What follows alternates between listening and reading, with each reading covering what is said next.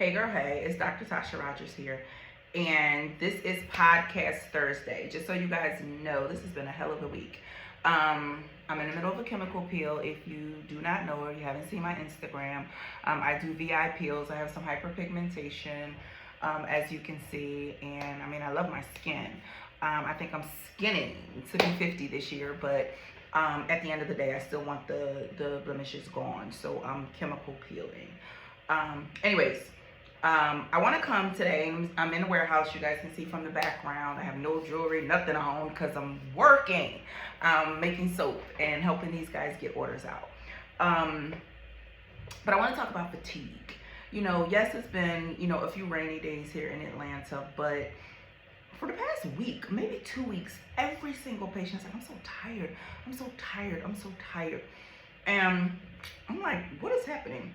Is it something in the air? Like, what is happening? Which I wouldn't doubt. But nevertheless, what is actually happening? And what is this fatigue thing that we're seeing or that you may be experiencing? I'm experiencing some myself as well.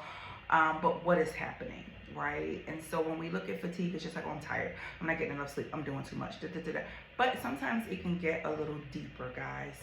And as a physician, I have to look at the most common things, but I also have to look at the most dangerous things, right?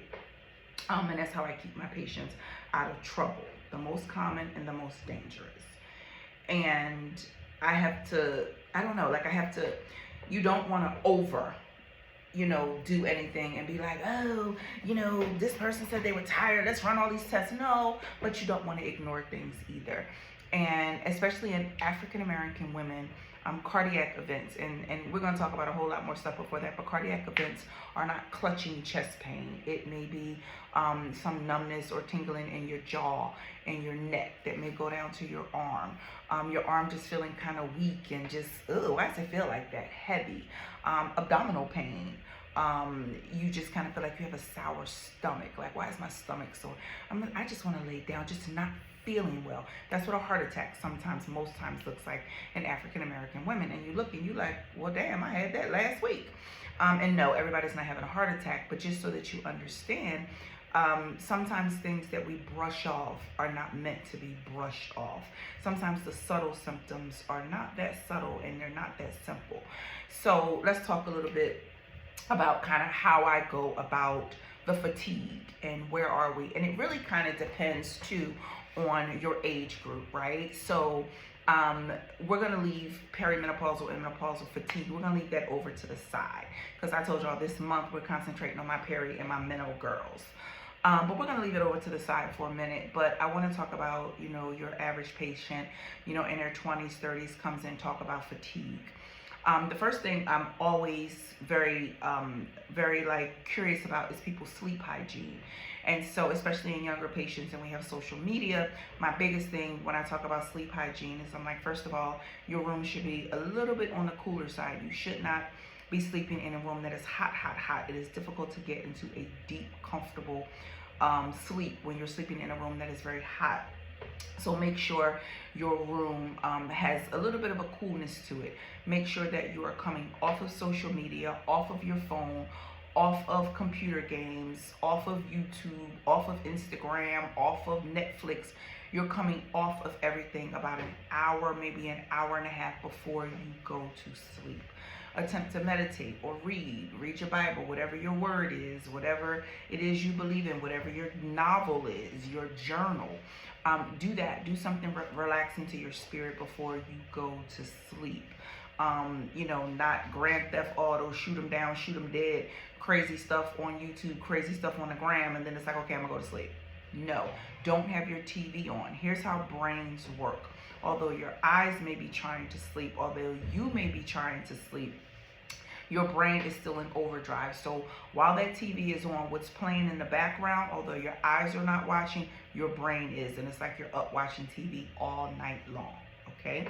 Let me give y'all a little bit of that my acupuncturist gave to me. I like that little, when I don't know the word for something, it's kind of like, But anyway, so let me give you a little bit of fire that my acupuncturist gave to me. Our bodies regenerate and rejuvenate between 11 p.m. and 4 a.m. That means our cells regenerate, our energy regenerates, we rid ourselves of toxins, all of those things between 11 p.m. and 4 a.m. But it will not happen. It cannot happen because your body's using that energy on other things if you're not in a deep sleep. So we try to be sleep, and I'm a night owl, so that was very difficult for me. But we try to be sleep between the hours between 11 and 4 when our body is trying to rejuvenate and reinvent itself for the next day. Okay, so that's very important as far as sleep hygiene is concerned. If you're not doing those things, start doing those things and see how you feel. I'm not a big supplement person. I mean, we do have people who suffer with anxiety and insomnia, and if that needs to be medicated, fine, I judge that not, but that's not my first go-to in helping people sleep. It's usually going to be the last resort. Does that make sense? So my thing is, diagnose a problem and let's fix the diagnosis. Don't just go throwing stuff at people. Like, I don't like that. So that is what I call good and adequate sleep hygiene. Another thing for me is, and I don't know if this is anybody else, but for me, clean linen. Like, it's a thing. Like, I don't know, I change my linen on Sundays every week. I'm always very cognizant of my skin. I do clean my skin with, my linen with Clean and Cute Home. Because I'm very cognizant of putting my face on pillowcases that have been cleaned with bleach and that have been cleaned with detergents. And you know, my skin is very, very sensitive. So, and once I get a pimple, I get that pimple, then it's going to turn into a spot. And then it's 9 months before that spot goes away. No, ma'am, I can't. So I do that, but clean linen is a thing. It makes you feel good. It's make your bed when you get up in the morning too. You know, they say that's one of the habits of successful people, and I just started that. But so I ain't judging y'all, but make your bed in the morning. And when you climb into that bed, it feels good when the linen is clean and crisp and all of the things. So that is one component of having good sleep hygiene. The next, and what I'm starting to see, is supplements. Now, again, multivitamin, people say, what kind of multivitamin? It does not matter. It does not matter. Baby, go anything not gummy. Gummy is just pure sugar. I can't. But Centrum Silver, if you over 40, or over 50. Centrum, just regular old back in the day. Now, don't go too far back in the day. Don't go taking no Flintstone vitamins, because child, why? But, just a regular old vitamin. I have to say that, there was a time period where I was taking ritual vitamins. I like the ritual vitamins. If you burp or something, it's like a little minty taste. It's not, anything offensive. It doesn't taste like medicine. You could see through it. It's like clear. And I'm not advocating for ritual. They are not paying me. They could be, but they are not paying me. I'm just telling you my experience. And it gave me a lot of energy. But what I will say is when I stopped taking them, I felt like a little bit of a crash. And I don't know, it was around the time I needed pellets too. So I don't know if it's because I needed pellets or because I stopped taking the ritual vitamins, but I wasn't willing to find out because I didn't want to deal with that crash again. So I just didn't start taking them again. But they give you a lot of energy. And if you're that girly who needs that energy and you kind of get a caffeine fix and that's your jam, ritual vitamins are going to be great for you. But any particular multivitamin is going to be fine. Prenatal vitamin, if you're attempting pregnancy within the next year, that's fine too. Vitamin D, y'all know how I am about 50,000 units once a week, but if you can't get your hands on that, your doctor won't write for that. Baby, go and get you some D3. If it's 2,000, take a couple of them a day, okay? And get you some D3. And D is D, okay? Let's get it in the best absolute way we know how, all right? And so once you're taking your vitamin D, if you're a girly who has anemia, you suffer with anemia, because everybody says, well, I'm so tired, I'm anemic. Girl, who said you was anemic? Just check. And so if you do suffer with anemia, make sure you're taking an iron supplement. The one that I prescribe to my patients, it is by prescription, but it's Integra F. It is sensitive on the stomach, does not cause constipation, and gets your iron levels up super quick. And again, this is not a paid video at all. So anything I discuss or talk about, it is not being paid, just so you know. I'm just giving you experiences. But Integra F is what I give for all of my patients who have anemia. So if you have an anemia, treat it. And again, vitamin D and a multivitamin are the supplements that I recommend on a regular basis. Now, when I say common things happen commonly, because they do, I talk to people about nutrition. And I don't want to sound like boring, because that's not what it is. I'm talking about my patients who are on weight management. I'm talking about metabolism management patients. I'm talking about my PCOS patients. I'm even talking about patients who are not on or not in a program at the office. We have to look at what we eat.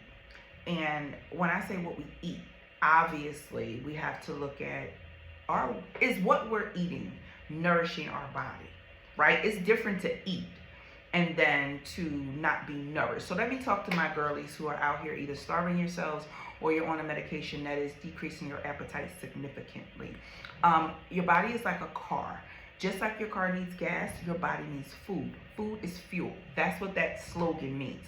Food is fuel. You need it. If you are not getting proper nutrition, if you're not eating enough, and you don't have to eat a lot. I like for my patients who are, we're changing their metabolism or we're doing weight management. Those people I like to say graze. Have a little something for breakfast. Have a protein shake. Whatever it is, it has to feed your body.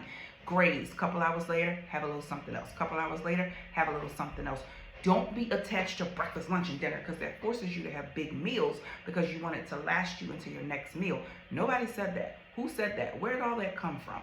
And so these meals don't have to be big, and they don't have to be breakfast, lunch, and dinner. They can be consistent throughout the day.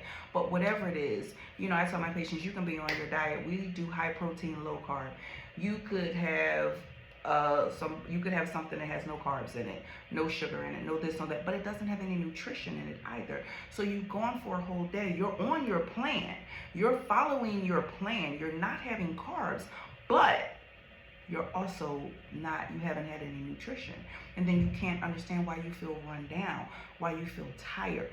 Another source of exhaustion, Lord have mercy, is dehydration. Lord knows we do not drink enough water. I don't drink enough water. I don't pay for this 50-ounce Stanley cup. I don't know where it's at. I think it's at home. But nevertheless, it's not with me. Okay? So we have to be intentional about drinking water. It is our skin, our attitudes, our hair, our mindset, our cooter puff, and keeping her nice and moist and hydrated. All the things, our temperament. Water is life, and preferably alkaline water. And the reason I say alkaline water, and we don't need to squabble over, what about this, you can drink whatever you want. I don't really care. But alkaline water is what I prefer, and is what I encourage my patients to drink, because no disease, not any disease, not cancer, not any disease, no disease can live and thrive in an alkaline environment. It needs an acidic environment. So the more alkaline you attempt to make your body, the more difficult it is for disease to thrive. Got it? So that's where that comes from, okay? So you have to drink water. I don't care what kind of diet soda you drink. I don't care what kind of this. Yes, coconut water, not coconut juice, whatever. Coconut water is a good alternative. Alkaline water is good. Any kind of water, just get it in. You gotta get your water in, and you have to eat nutritious foods. I don't eat meat. It's okay to eat meat. Meat is not a thing. Don't go overboard with anything. Eat lean meat. People are like, well, I'm vegan. Well, a lot of times vegans will replace meat with carbs, and carbs are actually worse, and it creates an inflammatory process in your body. If you're overeating, your body is working. You are working to break that food down. Although you're not physically, bobbing and weaving, you're exhausted. You're exhausted, sis. Your metabolism exhausted. So there's a lot that comes with that. Once we deal with your sleep hygiene, and then we have you on proper supplements, my thing is the food that you're eating actually feeding your body? And that's something that you really want to pay attention to. Like I said, look back on the day. Are you having fruits and vegetables? Are you eating leafy greens? Are you getting your proteins in? Are you hydrating enough? These things are really, really important, okay? Also, sometimes being tired, being fatigued, feeling sluggish is a sign of feeling down, feeling, kind of being in your feelings, maybe going through a phase of something, depression. We don't want it to be those things, but let's, at the end of the day, kind of embrace that and understand that it can be a part of fatigue, okay? The next big thing that I look at, especially in my younger patients, is what is your schedule? Because I'm tired. Well, you work a full-time job, you go to school full-time, you got a child, you got to check homework, you got to iron clothes, you got to cook food, you got a partner. They kind of low-key be ignoring all the stuff you got to do, and you're like, I'm tired. Well, you should be. You should be. Sometimes you just got to take a moment and refresh and fill up your cup. And I know for me, if I recognize, like, okay, I'm overwhelmed, a lot is happening, I got a lot of irons in the fire, I need to pull back a little bit. If I don't fully fill up my cup, it'll only be a day or two before I feel run down again. So figure out what your triggers are. Figure out what is true. Is something draining you? Sometimes we feel physically tired when we're emotionally and spiritually drained. So figure out if it's something that's draining you, okay? And it's hard sometimes to figure out what it might or might not be, but it's important, especially for my virus girlies, my herpes virus, my HPV viruses, any hepatitis viruses, HIV even. For my virus girlies, it is very important that your immune system is functioning optimally.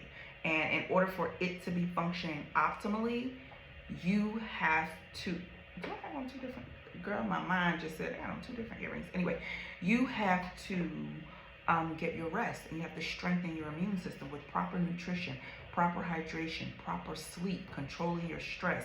You see how all of this is kind of playing in to just your general well-being, okay? And that's really important. Now, when we talk about cardiac stuff, for Black women, cardiac issues look different. They can look different. I'm not saying you can't get clutching chest pain. Don't be like, oh, my chest hurt, I can't breathe, this don't feel right, I'm a little lightheaded. But Dr. Tasha said that it's gonna be abdominal pain, so I'm probably cool. No, that is not what I'm saying. It can present any kind of way, but oftentimes people don't realize that in African American women, it can look like digestive issues, it can look like back pain, it can look like jaw issues, toothache, tooth pain, just not feeling good. I don't know, I just want to go lay down, I just don't feel good. I mean, I don't feel bad, I don't know. Those are signs that you need to be conveying to somebody. You know, unfortunately, you can't go to the ER like, yeah, I just don't feel good. They're gonna be like, ma'am. But this is what providers are for. This is what practitioners are for, to say, hey, listen, I don't know, something is just a little off and I don't feel right. Can you do some testing? Can you do some blood work? Can you get an EKG? Like, something's just off. Okay, don't apologize for feeling that way. And if you can't explain it, it's okay. And like I tell my patients, don't diagnose. And they come in, well, I think I didn't ask you that. And no disrespect, I'm not trying to be disrespectful. I didn't ask you that. What I asked you was, how are you feeling? Like, what symptoms are you having? What are you experiencing? It's my job to figure out what it all means. It's your job to be able to verbalize to me, what is it am I feeling, okay? So that's a big deal. Don't brush it off because you can't explain it or diagnose it or can't make sense of it. Talk about it. Somebody around you might be like, girl, that's how I was feeling when I had my stroke. Girl, that's how I was feeling when I... Talk, speak up, okay? Don't brush things off. Now, when we talk about my peri and my menopausal girls, girl, fatigue is just part of it. It just is. And a lot of it is because as a part of being peri or menopausal, either you don't get good sleep at night or you don't stay asleep. So you might fall asleep, but you don't stay asleep. Or either it's hard to fall asleep and you don't get good sleep. By the time between the hot flashes and the night sweats and the over the cover, under the cover, over the cover, under the cover, girl, between that and the not getting to sleep and being difficulty falling asleep, honey, by the time it's time to wake up at 6 o'clock in the morning, that's when you're getting good and comfortable.